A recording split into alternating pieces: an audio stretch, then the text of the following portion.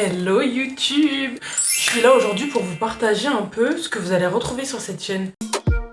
Moi j'ai débarqué sur YouTube comme ça, pas de présentation, rien. Vous me connaissez déjà, mais en fait il y a des gens qui me connaissent pas. Donc on va faire les présentations aujourd'hui. Générique.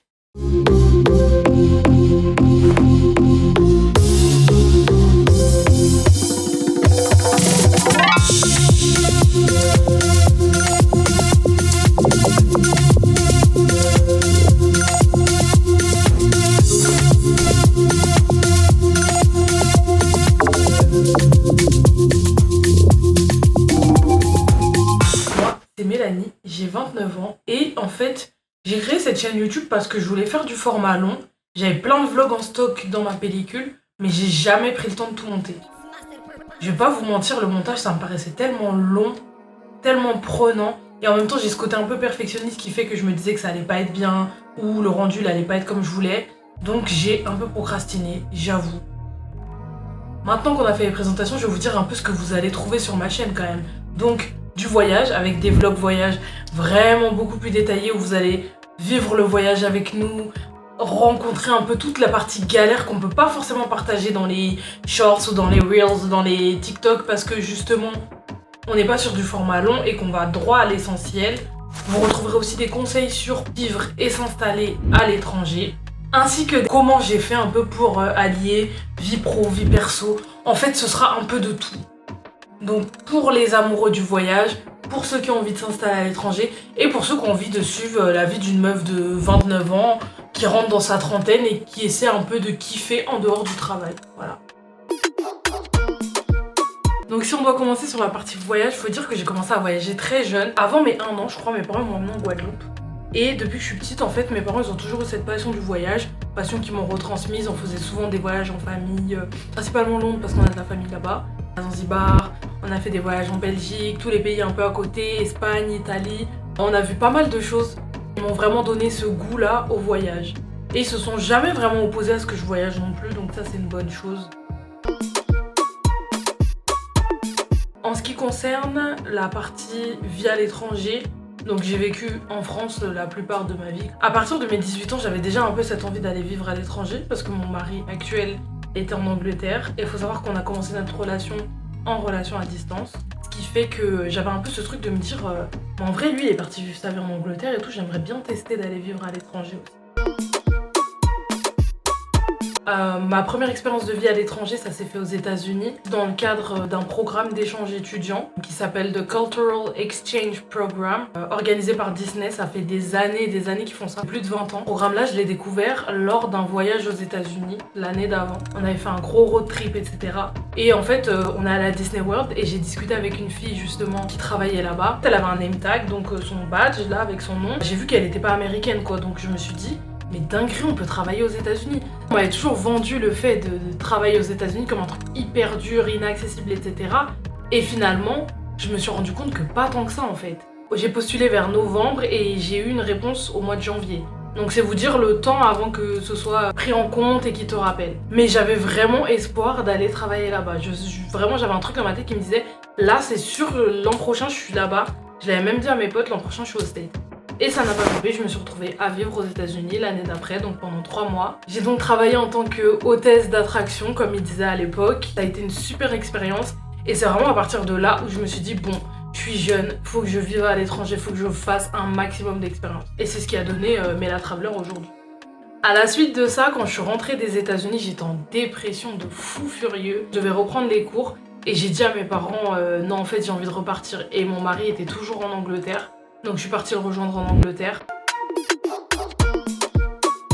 J'ai vécu pendant 7 mois là-bas. Je me suis trouvé un job, au début je travaillais pas, c'était lui qui m'assurait, j'étais vraiment housewife. Je me rappelle, j'étais à la maison en train de regarder Pretty Little Liars. Mais juste le fait de vivre à Londres tout seul, d'avoir notre première expérience de couple, de vie à l'étranger, c'était trop cool.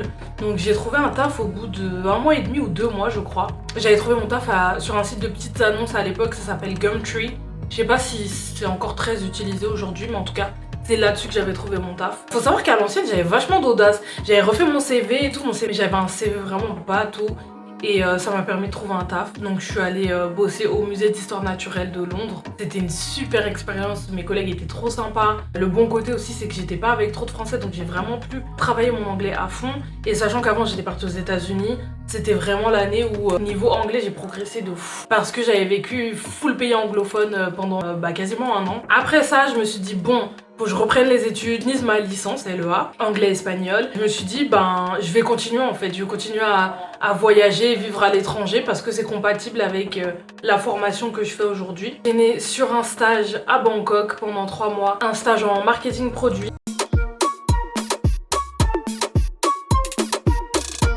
Pareil, le stage, je l'ai trouvé sur un site random. Je savais juste que je voulais faire absolument mon stage à l'étranger, que c'était un des prérequis. C'était une expérience incroyable. Évidemment, pour chaque expérience, je pense que ça méritera une vidéo vraiment à part entière où je vous parle des avantages, des inconvénients, ce que j'ai aimé dans le pays, etc. Parce que là, si je pars, la vidéo va durer 3 heures, vraiment. Et donc, je vous ferai des segmentations et vous me direz dans les commentaires les parties qui vous intéressent le plus, les pays, etc. Mais voilà, là, c'est vraiment la vidéo de présentation. Donc, je vous condense un peu toutes les expériences, mais je reviendrai en détail dessus. Donc, à la suite du stage, je suis partie en Erasmus. Donc là, c'est pareil. J'ai posé mes affaires chez mes parents, je suis repartie. Entre 2016 et 2019, donc ça a quand même à peu près 3 ans de ma vie, j'étais tout le temps à droite à gauche. Je rentre de Bangkok, je crois que je suis restée genre 1 semaine en France. 1 semaine après, je pars en Erasmus. Et en même temps, cette même année, je m'étais mise en contrôle terminal pour pouvoir travailler à fond et mettre des sous de côté, justement pour pouvoir bien vivre. Sachant que pendant mon Erasmus, j'ai peu travaillé en freelance. Je reviendrai là-dessus aussi. Retour en France. Donc après, j'enchaîne sur un master en communication. En première année, je fais un stage. On tombe en plein pendant Covid. Donc, année Covid, ça a remis absolument tous mes projets en perspective.